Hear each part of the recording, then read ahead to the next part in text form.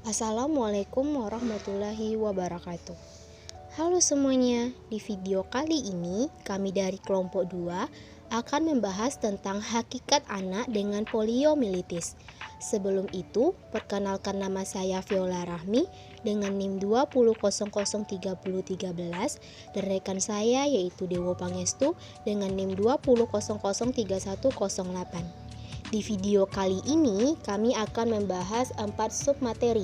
Yang pertama, pengertian dari poliomyelitis. Yang kedua, jenis-jenis dari poliomyelitis. Yang ketiga, penyebab dari poliomyelitis. Yang keempat, karakteristik dari poliomyelitis. Nah, untuk materi pertama itu akan dijelaskan dengan saya sendiri. Apa sih itu poliomyelitis?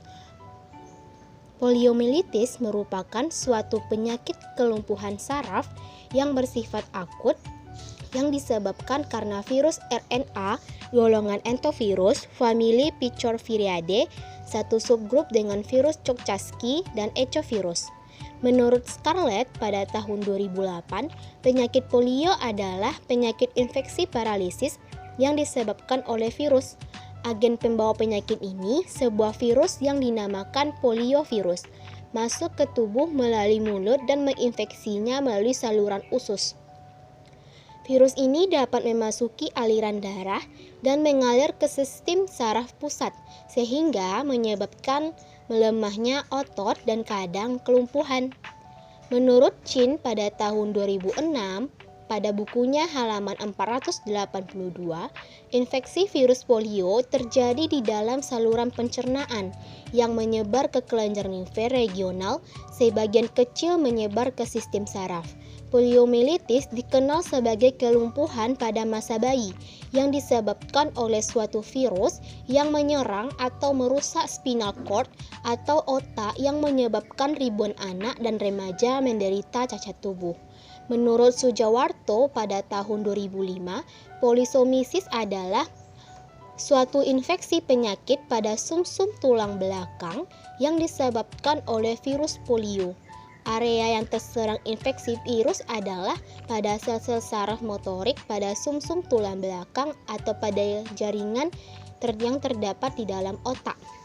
Jadi, dapat disimpulkan bahwa poliomyelitis itu adalah sebuah penyakit kelumpuhan saraf yang terjadi di sumsum tulang belakang yang disebabkan oleh virus polio. Penyakit polio dapat menyerang semua kelompok umur, namun kelompok umur yang paling rentan itu sekitar 1-15 tahun dari semua kasus polio. Yang kedua, jenis-jenis dari poliomyelitis. Ada berapa jenis dari penyakit poliomyelitis? Yang pertama, polio paralitik. Denervasi jaringan otot skelet sekunder oleh infeksi poliovirus dapat menimbulkan kelumpuhan. Tanda-tanda awal polio paralitik ialah panas tinggi, sakit kepala, kelemahan pada punggung dan leher, kelemahan asimetris dari berbagai otot, peka dengan sentuhan, susah dari menelan, nyeri otot, hilangnya refleks subversial dan dalam presepsia, iritabilitas, konstipasi atau sukar buang air kecil. Kelumpuhan umumnya berkembang 1-10 hari setelah gejala awal mulai timbul. Proses berlangsungnya selama 2-3 hari dan biasanya komplit seiring dengan turunnya panas. Yang kedua, poliospinal.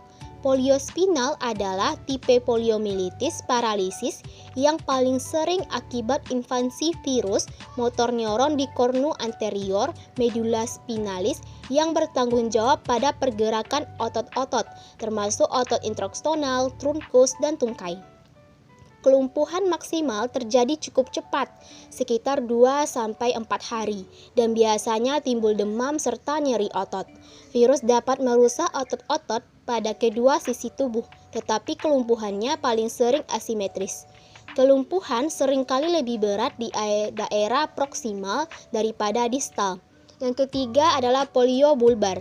Terjadi kira-kira 2% dari kasus polio paralitik. Polio bulbar terjadi ketika poliovirus menginvasi dan merusak saraf-saraf di daerah bulbar batang otak. Destruksi saraf-saraf ini melemahkan otot-otot yang dipersarafi nervus cranialis, sehingga menimbulkan gejala encephalitis dan menyebabkan susah bernafas, berbicara, serta menelan. Akibat gangguan menelan, sekresi mukus pada saluran napas meningkat yang dapat menyebabkan kematian. Yang keempat yaitu polio bulbospinal. Kira-kira 19% dari semua kasus polio paralitik yang memberikan gejala bulbar dan spinal, subtipe ini dikenal dengan tipe polio respiratory atau polio bulbospinal. Poliovirus menyerang nervus frenulus yang mengontrol diafragma untuk mengembangkan paru-paru dan mengontrol otot-otot yang dibutuhkan untuk menelan. Selanjutnya itu penyebab poliomielitis. Faktor yang memungkinkan timbulnya poliomielitis menurut Sawyer Bhakti antara lain: yang pertama, tingginya angka triple negatif; yang kedua, perbaikan lingkungan; yang ketiga, perkembangan pesat di bidang transportasi; dan yang keempat, keadaan sosial ekonomi. Selain itu, faktor lain yang mengakibatkan seseorang menderita penyakit poliomielitis adalah tinggal satu rumah dengan pengidap penyakit ini, sistem kekebalan tubuh yang mulai menurun, melakukan perjalanan ke daerah yang tinggi kasus polio, dan orang yang sudah operasi pengangkatan amandel. Angka triple negatif adalah belum adanya antibodi terhadap virus polio. Asumsi mengenai tingginya angka tersebut adalah: yang pertama, faktor penghambat dari sesama enterovirus lainnya; yang kedua, faktor penghambat dalam pembentukan antibodi lainnya. Faktor menghambat dalam pembentukan antibodi salah satu penyebabnya adalah status gizi yang buruk. Gangguan sistem imunitas pada penderita kurang kalori protein dapat berupa gangguan seluler yaitu fungsi makrofag dan leukosit, serta sifat komplemen. Perbaikan lingkungan diharapkan dapat membebaskan Indonesia dari infeksi polio, akan tetapi kenyataannya perbaikan lingkungan masih belum merata. Daerah dengan sanitasi buruk menjadi sumber penularan penyakit. Akses transportasi yang semakin berkembang mempercepat penyebaran virus dari satu daerah ke daerah lainnya, termasuk impor virus dari luar negeri. Keadaan sosial ekonomi tidak mempengaruhi terjadinya poliomielitis secara langsung. Namun, dengan sosial ekonomi yang rendah, tingkat pendidikan juga pasti rendah, sehingga pengetahuan mengenai sumber dan cara penularan penyakit polio sangat kurang. Selain itu, dengan status ekonomi yang rendah juga dapat mempengaruhi terhadap status gizi pada anak. Selanjutnya itu karakteristik poliomielitis. Ada beberapa karakteristik dari penderita penyakit poliomielitis yaitu sebagai berikut. A. Tampak kelelahan berkepanjangan. B.